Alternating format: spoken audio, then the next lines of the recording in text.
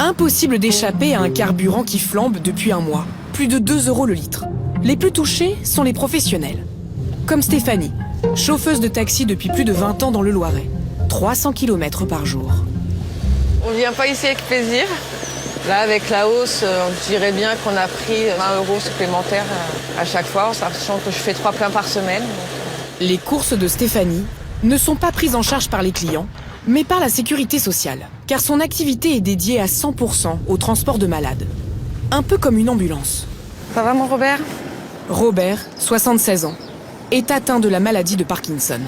Depuis 5 ans, Stéphanie l'emmène 2 fois par semaine chez le kiné. Elle est super avec moi. Quand j'ai un problème, elle essaye de me changer les idées. Robert, pour qu'il aille mieux, il faut ouvrir la boîte à gants, Un petit bonbon. lui donner un petit bonbon. La crise du carburant tombe mal pour les taxis. Car en novembre dernier, la sécurité sociale a décidé de moins prendre en charge les transports de malades.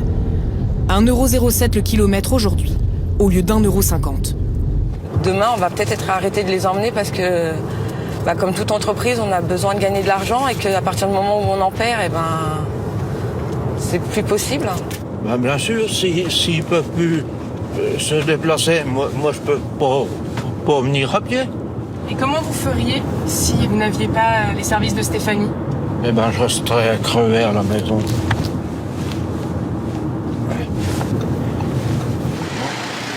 En novembre, la Sécu a aussi arrêté de payer le temps d'attente des chauffeurs pendant les soins des malades. J'ai du mal aujourd'hui.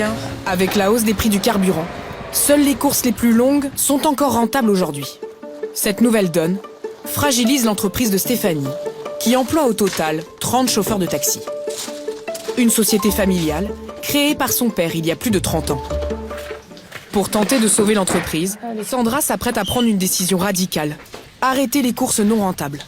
Une cinquantaine de patients comme Robert sont concernés. Et 3 chauffeurs pourraient perdre leur emploi. La hausse du carburant fait que là c'est plus possible. Voilà. Pour notre entreprise, ça représente 9 000 € par mois. Donc ça veut dire qu'il faut que je trouve minimum 9 000 € aujourd'hui pour combler déjà cette différence avant le début de la guerre. La chef d'entreprise espérait des aides du gouvernement. Mauvaise surprise. Le plan annoncé vendredi soir ne concerne que les routiers, les pêcheurs et les agriculteurs.